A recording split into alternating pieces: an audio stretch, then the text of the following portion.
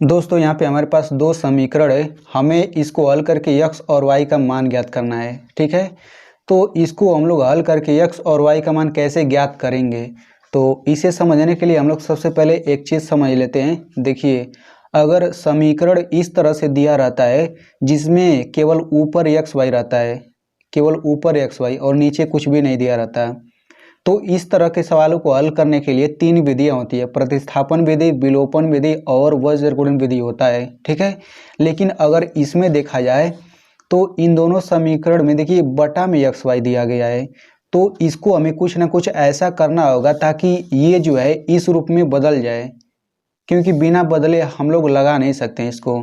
तो सबसे पहले हमें ये दिमाग लगाना होगा कि इसको हमें इस रूप में बदलना होगा। इसे हम लोग रैखिक समीकरण कहते हैं, यानी कि हमें इसे बदल करके रैखिक समीकरण में सबसे पहले हम इसे बदलेंगे।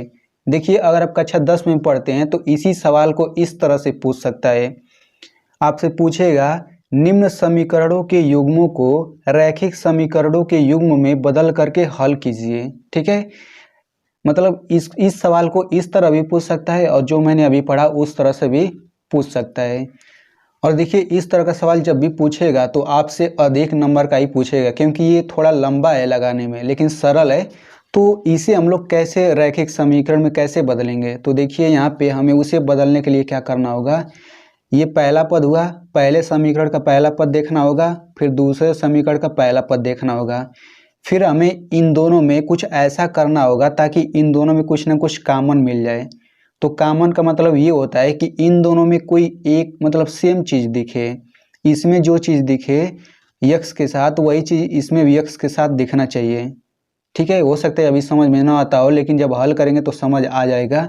ठीक वैसे ही यहाँ पे हमें इनमें कॉमन कुछ ना कुछ करना होगा, तो वो कैसे करेंगे ये हम लोग कर सकते हैं। देखिए कैसे, तो देखिए हम लोग इसको लिखेंगे, समीकरण एक को लिखेंगे 2 गुणा 1 बटा x। ठीक है, ये हो जाएगा प्लस, यहाँ पे देखिए चूंकि 2 गुणा 1 हम लिख ही सकते हैं।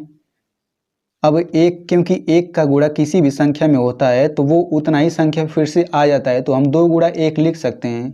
ठीक है, अब यहाँ पे 3 है तो 3 गुणा 1 हम लोग इसको लिख सकते हैं और ये हो जाएगा बटा वाई। ये अपने मन से 1 से गुणा कर सकते हैं, क्योंकि देखिए गुणा करने के बाद फिर यही तो आ जाता है।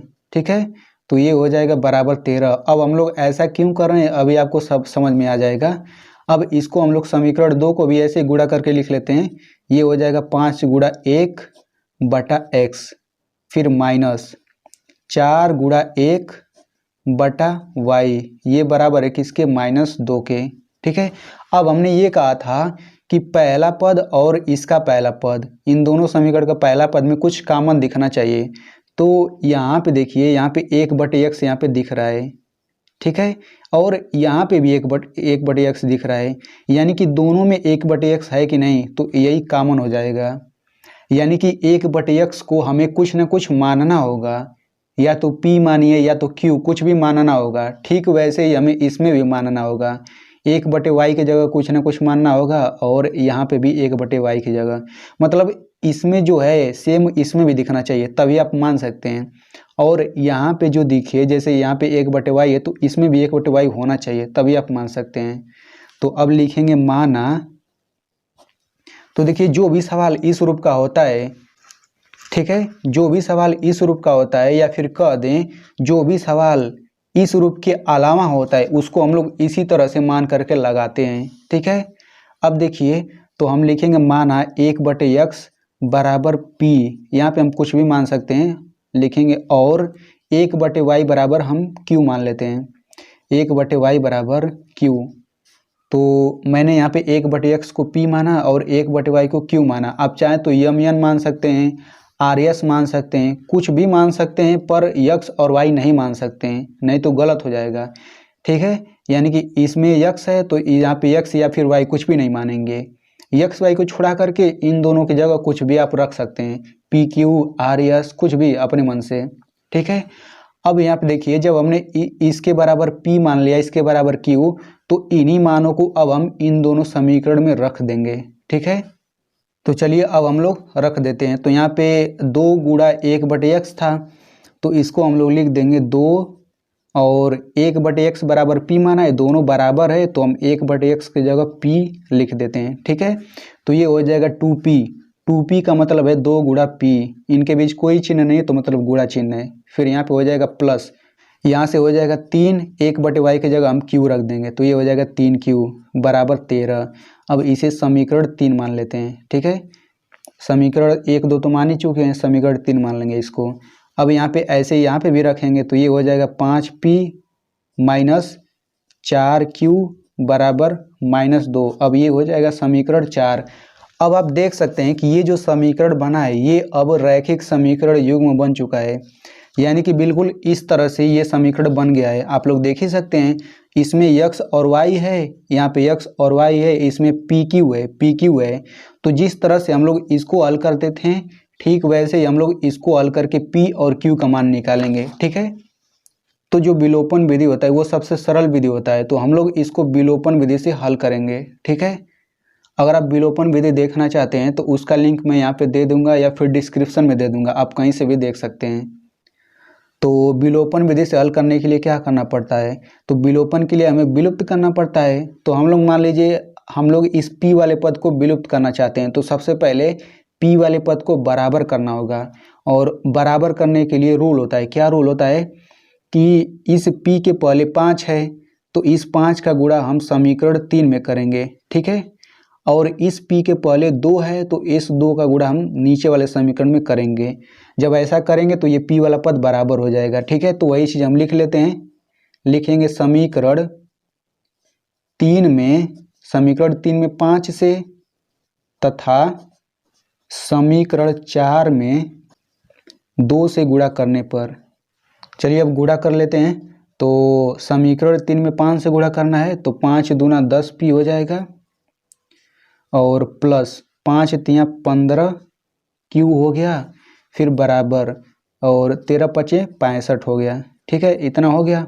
इसे हम समीकरण कितना मान लेते हैं, समीकरण 5 मान लेते हैं। और इसमें हम लोग किससे गुणा करेंगे, इससे हम लोग 2 से गुणा करना है तो 2 पाँचे 10p हो गया, -2 चौक 8q हो गया, 2 दूना 4 -4 हो गया। इसे हम समीकरण 6 मान लेते हैं। ठीक है, अब आप देख सकते हैं कि p वाला पद बराबर हो चुका है। ठीक है, जब बराबर हो गया है तो इसके पहले चिन्ह देखेंगे, तो इसके पहले कोई चिन्ह नहीं है तो इसका मतलब प्लस चिन्ह है। तो विलोपन विधि में ये होता है कि जब समान पद वाले के सामने समान चिन्ह होते हैं तो उस स्थिति में हम लोग ऊपर वाले समीकरण से नीचे वाले को घटाते हैं। ठीक है, तो हम यहाँ पे घटा लेते हैं, लिखेंगे समीकरण 5 माइनस समीकरण 6 से। यहाँ पे देखिए केवल p और q का मान सबसे पहले निकालेंगे, उसके बाद आगे हल करना है। बहुत लोग p और q का मान निकाल के वहीं पे छोड़ देते हैं, वो गलत तरीका है। तो समीकरण 5 में से समीकरण 6 को घटाने पर इसको आप पूरा लिख सकते हैं या फिर शार्ट में इस तरह लिख सकते हैं। तो 5 को लिख लेते हैं, तो 5 है 10p प्लस 15q बराबर 65, ये समीकरण 5 है। समीकरण 6 है 10p माइनस 8q बराबर -4। तो घटा रहे हैं तो नीचे वाला सब चिन्ह बदल जाएगा, तो प्लस है तो माइनस हो गया, माइनस है तो प्लस, माइनस है तो प्लस। ठीक है, अब ये कट के तो 0 आ गया। 15q में प्लस 8y जोड़ना है तो कितना आ जाएगा, प्लस 8 जोड़ेंगे तो ये आ जाएगा 23q बराबर, इसको जोड़ेंगे तो ये आ जाएगा 69। ठीक है, तो यहाँ से ये हो गया 23q बराबर 69, और चूंकि 23 का गुणा हुआ है q में तो यहाँ से q बराबर हो जाएगा 69/23। 23 एकम 23 होता है और 23 तिया 69। तो इस तरह से q का मान क्या आ गया, q का मान 3/1 आ गया, या फिर इस तरह कर दें q का मान 3 आ गया। अब इस q के मान को, ये अभी आंसर नहीं हुआ है, इस q का मान हम लोग समीकरण 3, 4, 5, 6 इनमें से किसी में भी रख के सबसे पहले p का मान निकालेंगे। ठीक है, तो हम यहाँ पे समीकरण 3 में रखेंगे, आप चाहें तो किसी भी एक समीकरण में रख करके p का मान सबसे पहले निकालेंगे। ये q का मान आ गया है, तो जब ये q का मान आ गया है तो इसी मान को हम समीकरण 3 में रख देते हैं। तो लिखेंगे q बराबर 3, q बराबर 3 नहीं आया है ना, हाँ, q बराबर 3 समीकरण 3 में रखने पर देखिए ये थोड़ा बड़ा जरूर है लेकिन एकदम अच्छे से समझ आ रहा होगा। तो q बराबर 3 समीकरण 3 में रखने पर तो समीकरण 3 हम लिख लेते हैं 2p प्लस 3q बराबर 13। तो ये हो जाएगा 2p प्लस 3q का मतलब क्या हुआ 3 गुणा q की जगह 3 हम रखेंगे क्योंकि q बराबर 3 है, ये 13 हो गया। अब यहाँ पे देखिए 2p बराबर हो जाएगा 3 3 का 9 हो जाएगा, ये प्लस 9 है तो बराबर के इधर आएगा तो माइनस 9 होगा। तो 13 में से 9 घटाएंगे कितना होगा, ये हो जाएगा 4। अब यहाँ से देखिए p बराबर क्या आ जाएगा, p बराबर आ जाएगा 4/2, 2 एकम 2, 2 दूनी 4, यानी कि p का मान आ गया 2। ठीक है, तो p और q का मान तो हमने निकाल लिया, यहाँ पे q का मान भी रख लेते हैं, q का मान 3 आया है। तो p और q का मान तो हमने निकाल लिया, लेकिन हमें इसे हल करके x और y का मान निकालना है।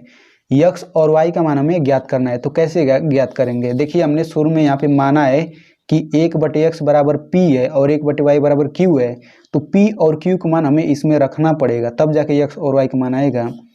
तो यहाँ पे लिखेंगे अतः 1/x बराबर p, तो p के जगह चलिए लिख लेते हैं, पहले 1/x बराबर p है और 1/y बराबर q है। अब इसका मान रखते हैं तो 1/x बराबर हो जाएगा p के जगह 2 रखेंगे तो ये हो गया 2, और 1/y बराबर q की जगह 3 है तो हम 3 रखेंगे। अब 2 है तो 2/1 लिख सकते हैं, क्योंकि 1 से किसी संख्या में भाग देंगे तो वही संख्या आ जाता है, तो यहाँ पे भी लिख देंगे। अब देखिए तिर्यक गुणा करेंगे तो 2 का x में करेंगे कितना हो गया 2x, इस तरह से 1 का 1 में करेंगे तो 1 हो जाएगा। तो यहाँ से x बराबर कितना आ जाएगा 1/2, तो अब जाके आंसर आया है। अब देखिए 3 का y में गुणा करेंगे तो 3y बराबर 1 का 1 में गुणा करेंगे 1 हो गया। अब यहाँ से y बराबर आ जाएगा 1/3, ये जो है अब ये x और y का मान आया है। तो इस तरह से इसको हल किया जाता है। आई होप आपको अच्छे से समझ आया होगा। तो वीडियो अच्छा लगा हो तो एक लाइक कर दीजिए और मिलते हैं अगले वीडियो में।